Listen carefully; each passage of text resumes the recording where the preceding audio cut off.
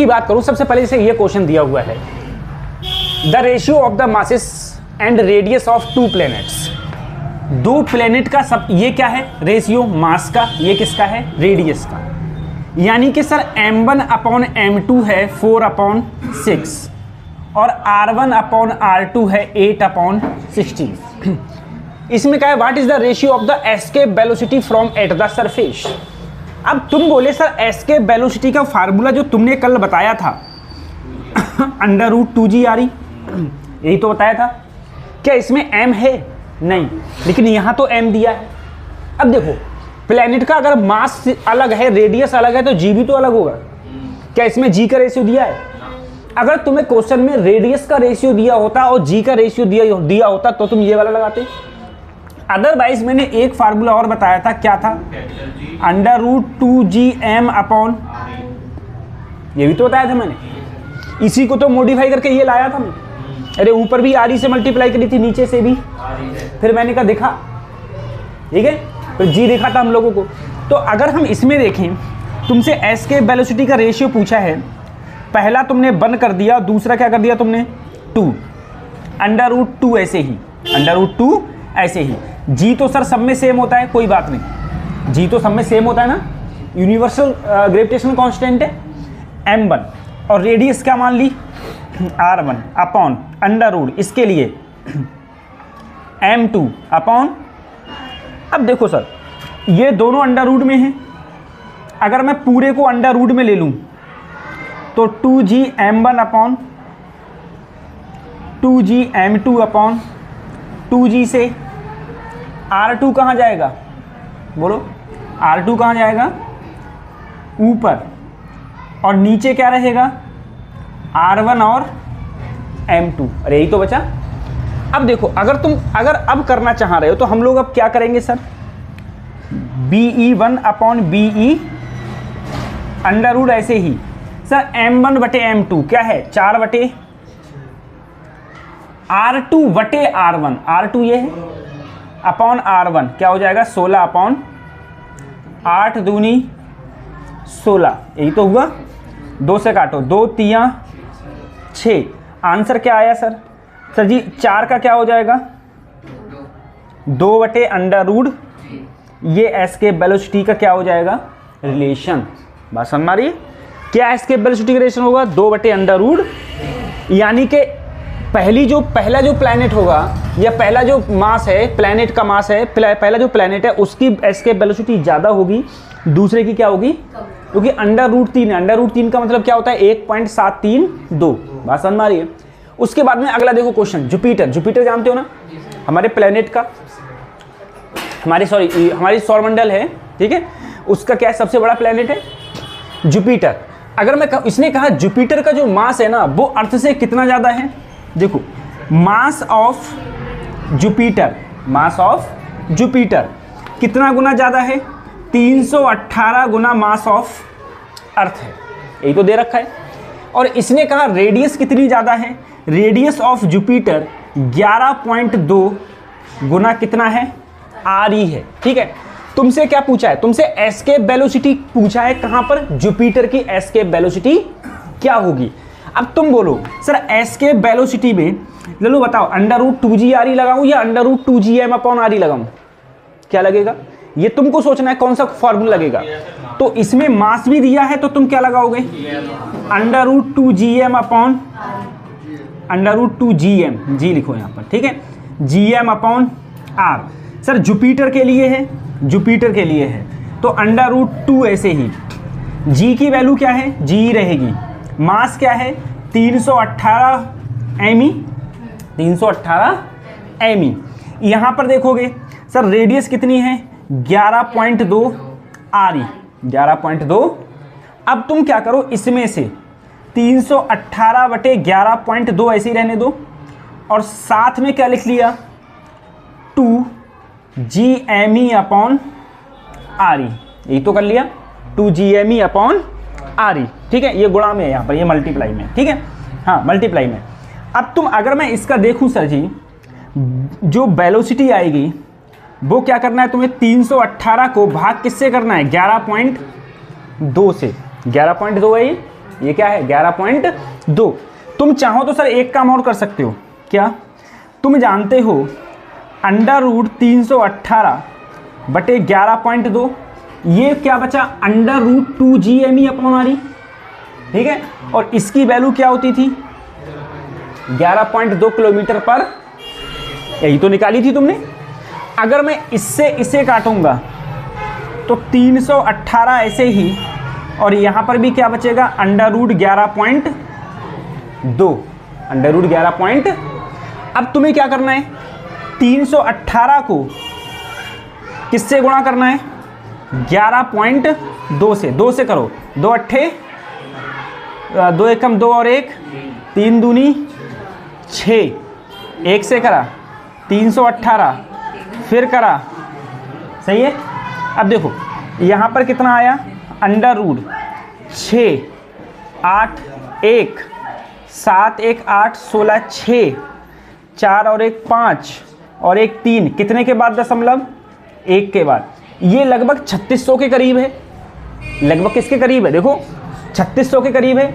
और 3600 का कितना होता है 60, कितना होता है, इसका मतलब इसका जो मान होगा वो 60 किलोमीटर पर सेकंड से थोड़ा सा कम होगा। बात समझ में आ रही है भाई, ये किसके करीब है 3600 के करीब है। और अंडर रूट 3600 का जो होता है वो कितना होता है 60 होता है, यानी कि ये वैल्यू 60 से थोड़ी कम है, 60 से कम है तो यहाँ पर भी 60 से थोड़ी सी ही कम होगी, 60 से बहुत थोड़ी सी कम इसकी वैल्यू होगी, ये इसका मान होगा 60 से बहुत, हाँ इसका जो वैल्यू होगी वो 60 से बहुत कम होगी। ये क्वेश्चन करना है, ठीक है। अगर करेक्ट पे जाऊंगा मैं इसके तो आएगा 57.9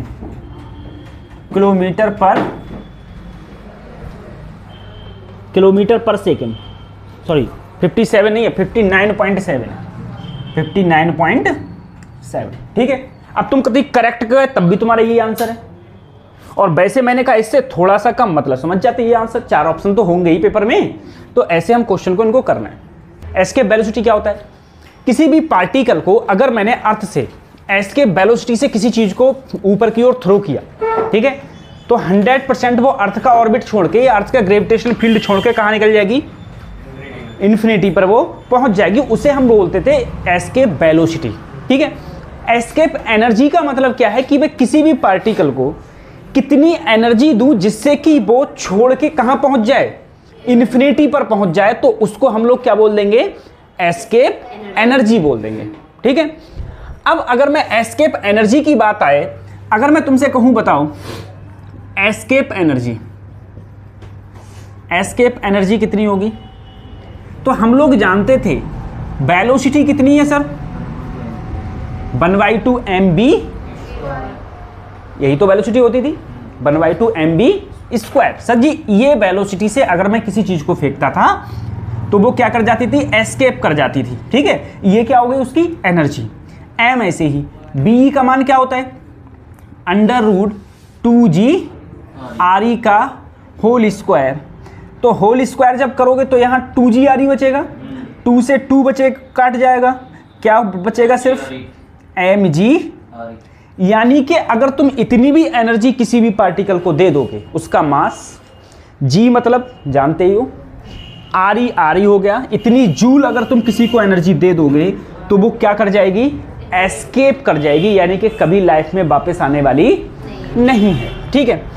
अगर तुम क्या करो सर, अगर मैं यहाँ पर बी की सर वो वाली वैल्यू रखूँ, कौन सी, जो अभी आप थोड़ी देर पहले बता रहे थे, under root 2gm upon are, तो क्या हो जाएगा, तब हो जाएगा 1/2 m, ऐसे ही यहाँ हो जाएगा 2g me अपॉन 2 से क्या बचा g me m अपॉन, क्या यही बाइंडिंग एनर्जी भी तो है, ये क्या है, और मैंने कहा अगर मैं अगले माइनस लगा दूं तो ये कौन सी एनर्जी है, जब तुम अर्थ की सरफेस पर खड़े हो, ठीक है।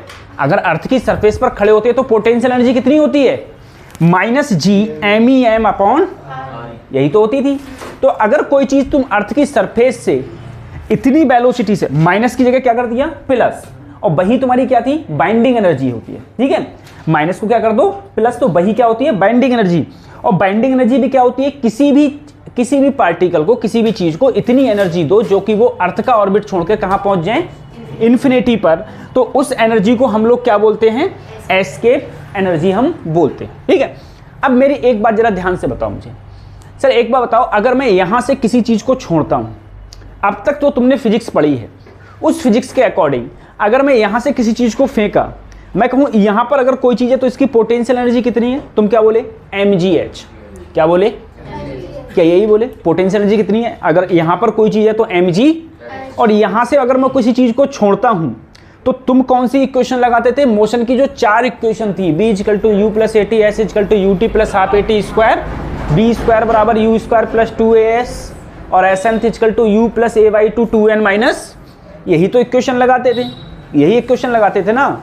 लेकिन ग्रेविटेशन में अब मैं तुमसे कहूं कि मान लो मैंने आरी हाइट से किसी चीज को ड्रॉप किया है, कितनी हाइट से, आरी हाइट से, ठीक है, तो बताओ वो अर्थ से टकराएगी, तब भी तुम मोशन की इक्वेशन लगा दो, लेकिन वहां मोशन की इक्वेशन क्यों, क्योंकि बेटा जो मोशन की इक्वेशन लगती हैं, मोशन की इक्वेशन जो लगती हैं वो कम हाइट के लिए लगती हैं, किसके लिए लगती हैं, कम हाइट के लिए मोशन की इक्वेशंस को हम लोग लगाते हैं। लेकिन अगर तुम इतनी हाइट पर पहुंच जाओ जहां जी की वैल्यू ही चेंज हो जाए, जी की वैल्यू चेंज हो जाए, अब बताओ कोई चीज अगर आरी हाइट से नीचे की ओर आएगी तो आरी हाइट पर सर जी की वैल्यू कम होती है, और नीचे आएगी जी की वैल्यू क्या होगी, बढ़ जाएगी, जी की वैल्यू बढ़ेगी, यानी कि एक्सेलरेशन क्या हो रहा है, वेरिएबल हो रहा है, वेरिएशन हो रहा है एक्सेलरेशन का, तो इसका मतलब है उसकी वेलोसिटी में भी इफेक्ट पड़ेगा, उसकी वेलोसिटी में भी इफेक्ट पड़ेगा। इसलिए अगर ज्यादा हाइट होती है तो हम लोग वो इक्वेशन, मोशन की इक्वेशन नहीं लगाते हैं, फिर हमें दूसरी इक्वेशन और भी लगानी पड़ती। बात समझ में आ रही है। तो सर हम लोगों ने जितना प्रोजेक्टाइल पढ़ा था, बंडी पढ़ा था, उस सब में तुमने मोशन की इक्वेशन क्यों लगाई थी, क्योंकि वहां पर तुम फेंक रहे हो या मशीन फेंक रही है। मान लो अगर तुम भी किसी गेंद को फेंक रहे हो तो कितना फेंक दोगे, बहुत में बहुत 100 मीटर फेंक दोगे, 100 मीटर हाइट फेंक दोगे ज़्यादा में ज़्यादा, इससे ऊपर और बहुत फेंक दोगे 200 मीटर फेंक दोगे, लेकिन 200 मीटर, 300 मीटर, 400 मीटर, 500 या 600 मीटर पर कोई जी की वैल्यू में चेंजमेंट नहीं होता है। और अगर होता भी है सर तो इतना कम होता है, उसे हम लोग नेग्लिजिबल मानते हैं, कोई मतलब ही नहीं कि चेंज भी हो रही है। इसीलिए वहां पर देखो जहां भी मोशन की इक्वेशन आई थी वहां हर जगह तुम्हारा एक्सेलरेशन की जगह मैंने जी लिया था, एक्सेलरेशन की जगह, और ऊपर से नीचे कोई चीज आ रही है, नीचे से ऊपर जा रही है, तो एक्सेलरेशन की जगह क्या लिया था, जी। वहां पर जी चेंज नहीं हो रहा था। लेकिन अगर कोई बहुत हाइट से ड्रॉप की जाती है तो वहां पर जी की वैल्यू क्या होती है, चेंज होती है। और जब जी की वैल्यू चेंज होगी तो वहां पर फार्मूला हम दूसरा लगाएंगे, अलग फार्मूला हम लोग लगाएंगे। ये मैं तुमको दोनों में अंतर भी बताऊंगा और तुम्हें करके भी बताऊंगा कैसे होता है। अब तुम एक बात समझो, मैंने तुम्हें जब कल बताया था कि sir change in potential energy, अगर मैं अर्थ से किसी चीज को h हाइट ऊपर ले जाता था तो चेंज इन पोटेंशियल एनर्जी का जो फार्मूला आता था वो mgh, बोलो 1 + h/, यही तो होता था, यही तो होता था। अगर मैं तुमसे कहूं h बहुत बहुत कम है आरी से, h क्या है, बहुत बहुत कम आरी से, अरे आरी कितना है, 6400 किलोमीटर, 6400 किलोमीटर और 100 मीटर, कोई औकात है, खुद सोचो, 6400 किलोमीटर और 100 मीटर कोई औकात है, या 200 मीटर कोई औकात है, ठीक है। ये मीटर है, वो किलोमीटर, समझ रहे हो, किलोमीटर। या तुम ऐसे समझो 64 लाख मीटर और 200 मीटर, कोई अंतर है, एक जगह 64 लाख रुपया रखो, एक जगह 200 रखो, कोई औकात है उसकी, मतलब ही नहीं। इसी प्रकार से h अगर बहुत कम होता है, h बहुत कम होगा, इसका मतलब हम मानते हैं h लगभग किसके बराबर है, ये नहीं ऊपर जीरो कर देना, ऊपर जीरो नहीं करना है, इन दोनों की कंपेयर हो रही है, इन दोनों की। और वैसे भी बेटा अगर h की वैल्यू तुम खुद बताओ, अगर लो मैं 200 मीटर माना, ठीक है, 200 मीटर छोड़ो, मैं 640 मीटर माना, कितना माना, 640 मीटर, ये तुम्हारा h हो गया। मान लो आरी की वैल्यू कितनी है, 6.4 × 10⁻⁶, यही तो होती है। अगर यहाँ पर 2 जीरो कर भी दिया जाए तो यहाँ 640 और यहाँ क्या बचेगा 10 की घात, कट गया, ऊपर गया 10 की घात क्या हो गया -4। 10 की घात -4 का मतलब है 1 2 3 4 ये वैल्यू। अब तुम एक में अगर ये वैल्यू चाहे जोड़ो चाहे ना जोड़ो, ये मैं तब बता रहा हूं जब कितने मीटर ऊपर फेंक दिया है 640 मीटर। बात समझ में आ रही है? चाहे इसे जोड़ो चाहे मत जोड़ो, अरे क्या करोगे इतनी कम वैल्यू को जोड़ के, सही है। इसीलिए मैंने ये वैल्यू लगभग पूरी की पूरी किसके बराबर हो जाती है 0 के बराबर। तो चेंज इन पोटेंशियल एनर्जी कितना बचा सिर्फ mgh।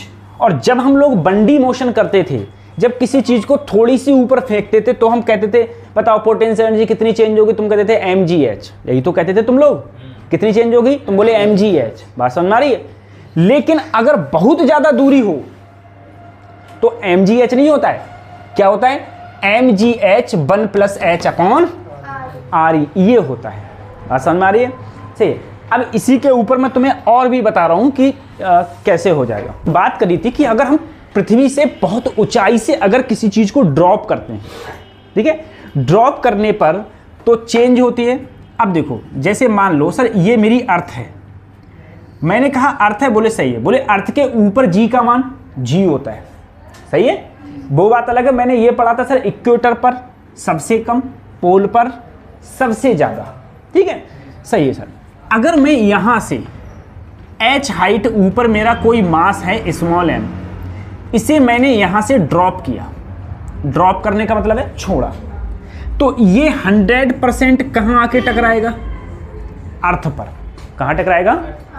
जब अर्थ पर टकरा रहा होगा, जब अर्थ पर टकरा रहा होगा तो इसकी वेलोसिटी क्या होगी, टकराने से जस्ट पहले इसकी वेलोसिटी, टकराने से जस्ट पहले इसकी वेलोसिटी क्या होगी। अब तो मुझे बताओ, अगर मैं यहां से मान लो ये पृथ्वी से h हाइट पर है, मार्कर कितनी हाइट पर है, मैं इसे छोड़ दूं, छोड़ के कहां गया, नीचे गया, नीचे गया, मैं कहूं बताओ जमीन से जस्ट टकराने से पहले इसकी वेलोसिटी क्या होगी, तो तुम कौन सी इक्वेशन लगाते थे सर, कौन सी इक्वेशन लगाते थे, b² बराबर u², नीचे जा रहा है तो 2gs। सर h हाइट है तो h, इनिशियल वेलोसिटी 0, ड्रॉप किया है तो तुम सिर्फ क्या कहते थे √2g, लेकिन यहां ये नहीं लगेगा, क्यों, क्योंकि यहां पर g का मान कुछ और होगा, यहां g का मान कुछ और होगा। तो यहां पर हम क्या लगाएंगे सर, यहां पर हम लोग लगाएंगे conservation of energy, conservation of energy.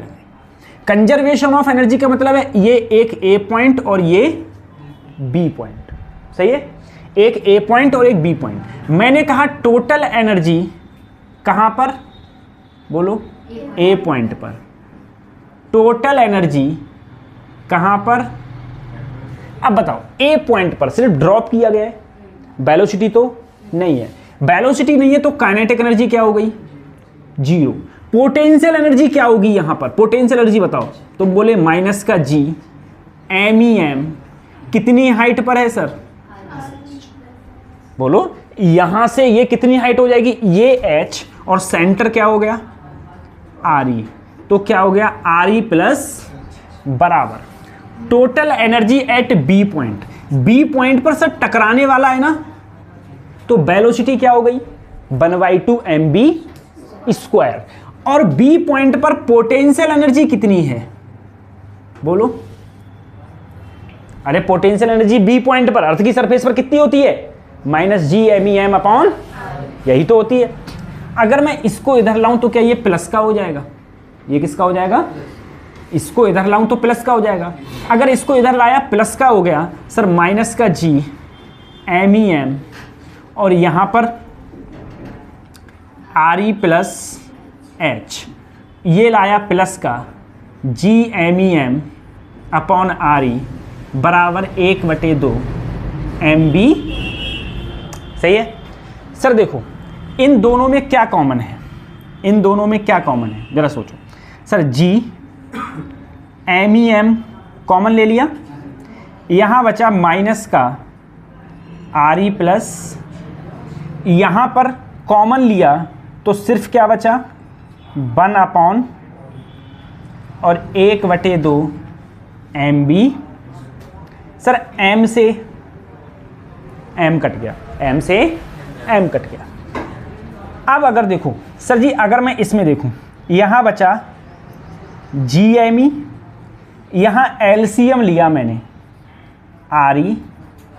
RE plus H, RE का इससे मल्टीप्लाई किया तो माइनस RE, इसका इससे मल्टीप्लाई किया तो RE प्लस, और यहाँ पर बचा B² अपॉन RE से RE कट गया।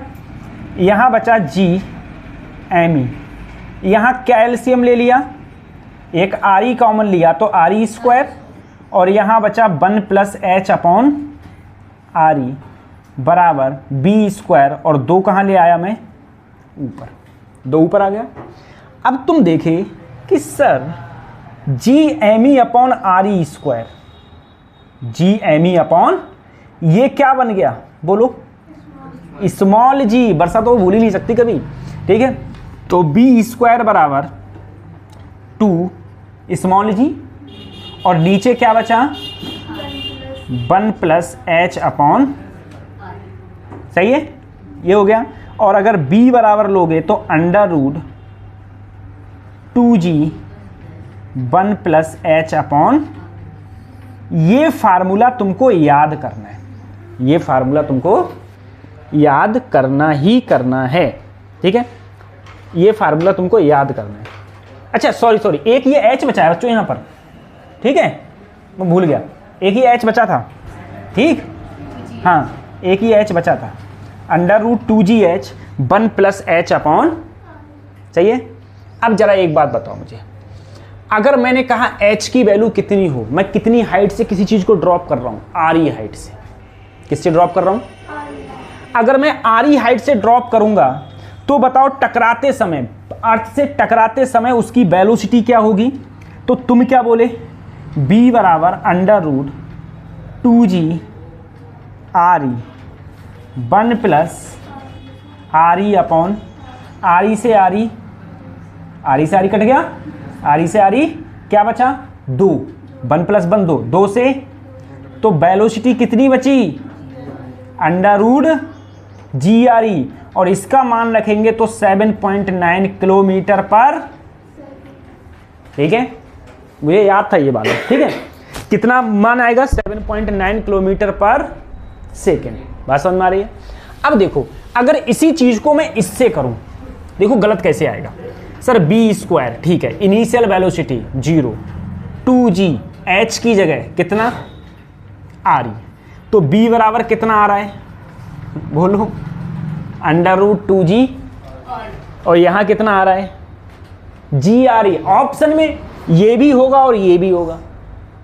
तुमसे कह दिया जाए RE हाइट से अगर ड्रॉप किया और तुमने मोशन की ये इक्वेशन लिया तो क्या आएगा √2g RE, और इस वाले फार्मूला से क्या आएगा √, लेकिन सही कौन सा है, क्योंकि यहां पर g का क्या होता है, वेरिएशन होता है, g का क्या होता है, यहां पर g का वेरिएशन, इसलिए ये गलत है, क्योंकि हाइट पर g की वैल्यू क्या होती है, चेंज, जिससे कि वेलोसिटी की मान वैल्यू भी क्या हो जाएगी, चेंज हो जाएगी। सो क्वेश्चन कहा, मैंने तुमसे कहा जो वेलोसिटी का फार्मूला निकल के आया था, तुम बोले अंडर रूट क्या था 2gh 1 प्लस H अपॉन, यही तो था, ये था।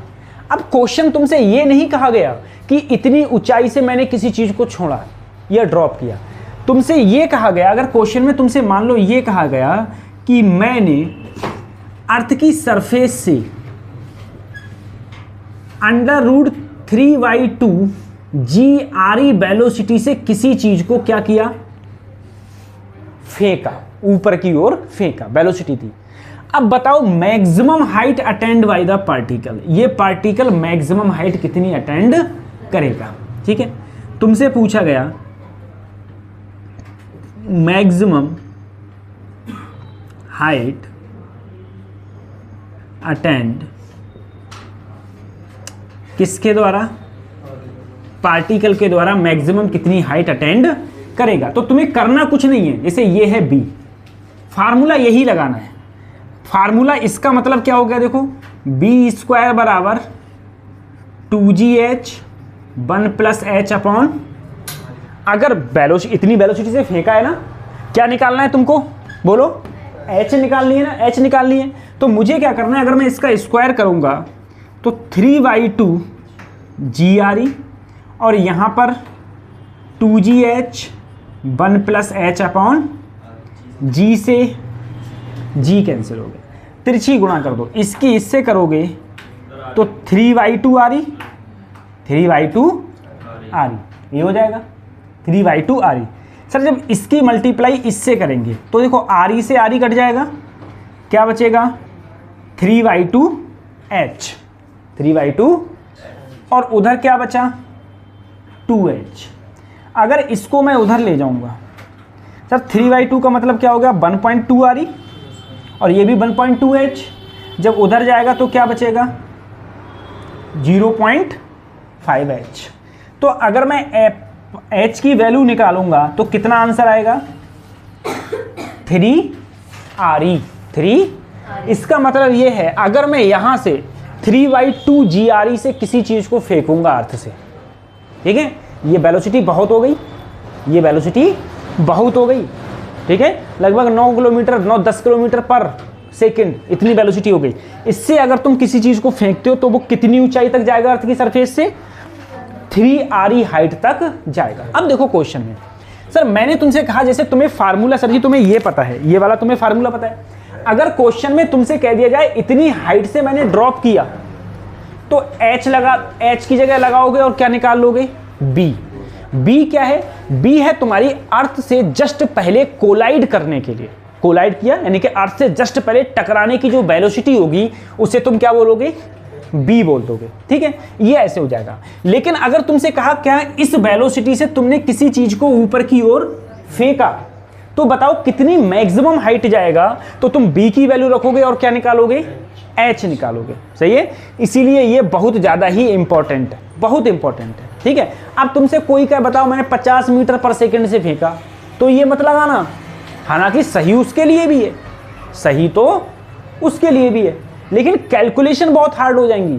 तो अगर तुम्हारी वेलोसिटी कम रहे, जैसे 5 किलोमीटर रहे, 5 मीटर पर सेकंड रहे, 50 मीटर, 100 मीटर, 500 मीटर, 1000 मीटर पर सेकंड ऐसे स्पीड रहे, ठीक है, तो सिर्फ कौन सी लगाना, मोशन की इक्वेशन लगाना, कौन सी लगाना, मोशन की। अब तुम्हारा जो वो है वेलोसिटी है वो इतनी है कि 1 किलोमीटर पर सेकंड, सही है, 1 किलोमीटर पर सेकंड है स्पीड, ठीक है, या फिर 5 किलोमीटर पर सेकंड, 10 किलोमीटर पर सेकंड, तब कौन सा फार्मूला लगाएंगे, तो हम ये वाला लगाएंगे, ठीक है। ऐसे ही मैंने पोटेंशियल एनर्जी के लिए भी था, पोटेंशियल एनर्जी के लिए भी अगर मैं ज़्यादा हाइट पर जाता हूँ, कम हाइट पर जाता हूँ, 100 मीटर, 500 मीटर, 1000 मीटर, तो कौन सा लगाऊंगा, सिर्फ mg।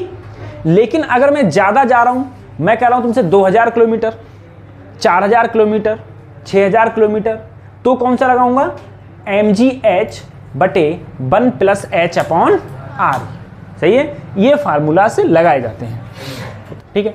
देखो सैटेलाइट, तुम्हें पता है सैटेलाइट सबसे पहले काम क्या करती है उस चीज़ को समझो। सर सैटेलाइट देखो, तुमने देखा होगा, तुम्हें पहले से ही तुम मोबाइल में देख लेते हो, बरसात होगी नहीं होगी, कितने बजे होगी, कितने % संभावना है बरसात होने की, ठीक है, मौसम कैसा रहेगा, सूर्य दिखेंगे कि नहीं दिखेंगे, बात समझ में आ रही है। दूसरा टेलीविज़न, तुम्हारा टीवी देख रहे हो, टीवी देख रहे हो नहीं देख रहे हो, कुछ आर्मी पर्पज से फ़ोन होते हैं, सैटेलाइट्स फ़ोन तुमने नाम सुने होंगे, ठीक है, सैटेलाइट्स फ़ोन होते हैं, इन्हें टावर ओवर की ज़रूरत नहीं होती, डायरेक्ट किससे कनेक्ट होते हैं, वो सैटेलाइट से होते हैं। जो बड़े बड़े मंत्रियों के पास में, गृह मंत्री हो गया, अमित शाह जी हो गए, नरेंद्र मोदी जी हो गए, उन सब के पास में वो सैटेलाइट्स होते हैं, ठीक है। वो सब क्या होते हैं, वो सब किस पे काम करते हैं, सैटेलाइट फ़ोन होते हैं, सैटेलाइट के पर्पज़ से वो काम करते हैं। दूसरी चीज़, अभी तुमने थोड़े दिन पहले देखा था कि भारत ने अटैक किया था पाकिस्तान पर, सर्जिकल स्ट्राइक, ठीक है। अब सर्जिकल स्ट्राइक कैसे हुई, जितने भी सैनिक गए भारत के, सबके पास में क्या लगा दिया, ये कैसे डिवाइस लगा दिया, फ़ोन, माइक्रोफोन उनके कान में लगा दिया, ठीक है, सबके हाथ में बंदूकें हैं, पूरा राइफल से तैनात हैं, सब कुछ। अब सैनिक ऐसा थोड़ी नहीं, उनकी डेली मॉर्निंग वॉक थी, वो डेली पाकिस्तान जाते थे, घूम के आते थे, अच्छा यहाँ ये उन्हें थोड़ी ना पता है कुछ, और हर एक सैनिक की जान कितनी कीमती है, बहुत ज़्यादा कीमती थी, किसी को कुछ नहीं होता, सब सुरक्षित वापस आए थे ना इंडिया में। तो क्या हुआ, इंडिया ने क्या किया, एक सैटेलाइट लगा दिया। ऐसे सैटेलाइट तो चल ही रहा है इंडिया का, सैटेलाइट तो है इंडिया के पास, इतने सारे सैटेलाइट लॉन्च करता है, एक सैटेलाइट लगा दिया। अब वो सैटेलाइट जो होता है उसमें इतने भयंकर कैमरे लगे हुए होते हैं कि वो आदमी की घड़ी तक देख के बता दे कि उसकी घड़ी में कितना टाइम हो रहा है, समझ रहे हो। जमीन पर अगर सिक्का गिराओ तो वो बता दें इतने नोट का सिक्का है, समझे। इतनी भयंकर रेजोल्यूशन पावर उनकी होती है, यानी कि देखने की क्षमता इतनी ज़्यादा होती है। उन्होंने क्या कर दिया, सैटेलाइट लगा दिया। सैटेलाइट लगाने के बाद सारे सबके कान में ये है, सबके कान में लगा हुआ है, उन्हें सब सुनाई दे रहा है, ठीक है। अब देख कौन रहे हैं, यहाँ दिल्ली में बैठ के वो देख रहे हैं कि अच्छा, बोले इस गली में मुड़ो, बोले आतंकवादी उधर है, उन्हें तो पीछे का भी दिख रहा है ना सब, उन्हें तो पीछे का भी दिख रहा है। बोले अब ऐसे मुड़ो, ऐसे मुड़ो, ऐसे मुड़ो, बोले अब इधर मिलो, इधर मिलो, ये यहाँ पर मिले हुए हैं, यहाँ बम फेंको, इधर जाओ, उधर भागो, ये सब देखो। बात समझ में आ रही है। उन्हें सब पता था पहले से ही कि कहाँ पर लोग हैं, कहाँ पर नहीं है, तुम कैसे जाओ कैसे नहीं जाओ। वो बस गए, बोले इसी में है, अंदर जाओ, घुस जाओ। अंदर घुस गए, मारा सबको, बम से उड़ाया सबको, आए वापस उन्होंने वो रास्ते बताते जा रहे हैं, वापस अपने प्लेन में बैठे और आ गए इंडिया पे, लो हो गई सर्जिकल स्ट्राइक। समझ में आ रहा है। तो वो भी सब काम कौन करता था, सैटेलाइट काम करता है, ठीक है। तुम लोग अभी मैप निकालो, मैप देख रहे हो, सब सैटेलाइट से देख रहे हो, सैटेलाइट से देख पा रहे हो नहीं देख पा रहे हो, ठीक है। ये सारी काम सब क्या करते हैं, सैटेलाइट्स करते हैं, ठीक है।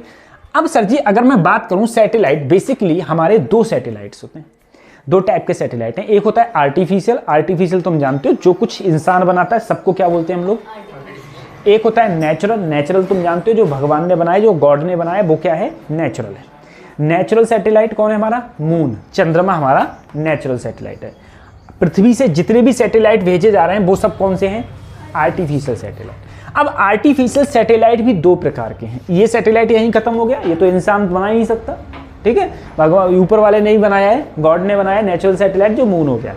इंडिया ने बहुत से बनाए हैं, आर्यभट्टा हो गया, ठीक है, बहुत सारे सैटेलाइट्स हैं जो इंडिया बनाता है और भेज रहा है। इसमें दो प्रकार के हैं, एक है पोलर सैटेलाइट और एक है। अब सर पोलर सैटेलाइट और जियो सैटेलाइट में अंतर समझो।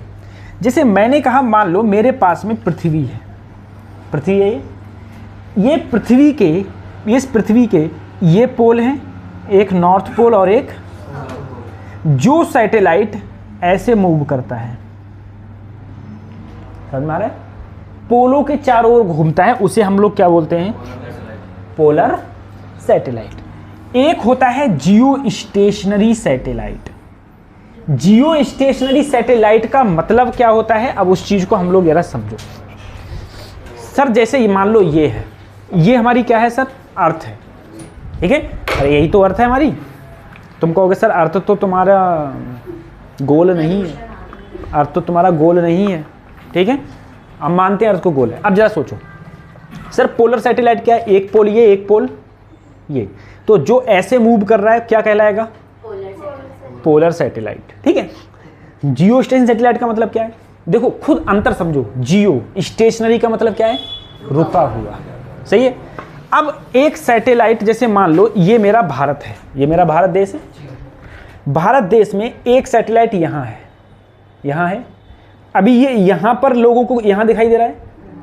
अब ये घूमा इतना, मान लो ये घूम के यहाँ पहुँच गया, तो ये भी सैटेलाइट घूम के यहाँ पहुँच गया, अब भी भारत के लोगों को ये यही दिखाई देगा।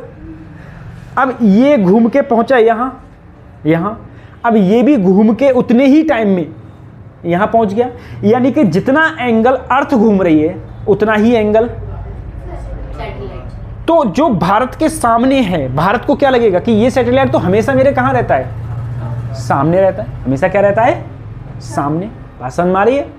तो उसको हमको ये लगेगा वो जैसे रुका हुआ है, लेकिन क्या वो रुका हुआ है, उसे बोलते हैं हम लोग जियो स्टेशनरी सैटेलाइट्स। बात समझ में आ रही है, उसे बोलते हैं, हाँ बहुत सारी सैटेलाइट, जियो स्टेशनरी सैटेलाइट्स उसे हम बोलते हैं, ठीक है। अब जैसे तुम खुद सोचो, सर समझ में नहीं आया, दोबारा बताओ। जैसे मान लो ये सैटेलाइट है और ये मैं पृथ्वी हूँ, ठीक है, मैं इतना मूव किया, मूव कर गया, ठीक है, तो मुझे क्या लगेगा, जैसे तुम ट्रेन में जाते हो, ट्रेन चल रही है, उसी वेलोसिटी से तुम चल रहे हो, तुम्हें क्या लगेगा, जो ट्रेन में अंदर चीज़ें जो कुछ सब क्या है, स्टेशनरी, लेकिन क्या स्टेशनरी है, नहीं।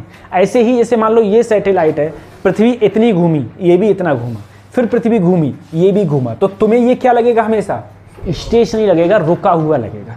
सही है, तो उसे बोलते हैं हम लोग जियो स्टेशनरी सैटेलाइट। जियो स्टेशनरी जो सैटेलाइट होते हैं वो अर्थ से जो उनकी हाइट होती है ना, वो लगभग 36,000, लगभग नहीं पूरी 36,000 किलोमीटर होती है। 36,000 किलोमीटर अर्थ से कहाँ रहते हैं, ऊपर रहते हैं। हाँ, कितनी हाइट होती है, 36,000 किलोमीटर। अब मुझे बताओ, जितनी देर में अर्थ एक चक्कर लगाएगी उतने ही देर में, तो सैटेलाइट का अगर टाइम पीरियड कहा जाए तो कितना होता है, बोलो टाइम पीरियड कितना होता है, जितना अर्थ का होता है। अर्थ का कितना होता है, सैटेलाइट का भी कितना होगा, समझ में आ रहा है, 24 घंटे होता है। अगर मैं इसकी बात करूं, पोलर सैटेलाइट, इसका जो टाइम पीरियड होता है हम निकालेंगे 1.4 आवर्स इसका टाइम पीरियड होता है। और ये जो इनकी ऊंचाई होती है ना, वो कुछ भी हो सकती है, 200 किलोमीटर से 1000 किलोमीटर तक आराम से हो सकती है। उसके बीच में कुछ ही, किसी भी ऊंचाई पर ये सैटेलाइट हो सकते हैं। ठीक है, और ये पता है कब आई है, ये 1.5 आवर्स 200 किलोमीटर के लिए नहीं आई है, ये तब आई है जब हमने h की वैल्यू लगभग क्या मानी है, 1.5 आवर h की वैल्यू हमने लगभग क्या मानी है, 0 मानी है। अभी इसकी बात हम बहुत अगले अच्छी तरीके से करेंगे कि तुम्हारे पोलर सैटेलाइट क्या होते हैं, पोलर सैटेलाइट की रेडियस क्या होगी, कितनी इसकी वेलोसिटी होती है, कितना इसका टाइम पीरियड होता है, उस सब की बात हम लोग इसमें करते जाएंगे। जियो स्टेशनरी सैटेलाइट बहुत बार पूछा गया, बताओ अर्थ से कितनी ऊंचाई पर होते हैं, तो 36,000 किलोमीटर अर्थ से ऊंचाई पर होते हैं। इनका टाइम पीरियड कितना होता है, इनका टाइम पीरियड होता है 24 घंटे, यानी कि 24 घंटे में अर्थ का एक रोटेशन कंप्लीट कर दे या अपनी जगह पर वापस उसी जगह पर आ जाते हैं 24 घंटे में। जितना अर्थ का होता है उतना ही इन सैटेलाइट्स का भी उतना ही होता है।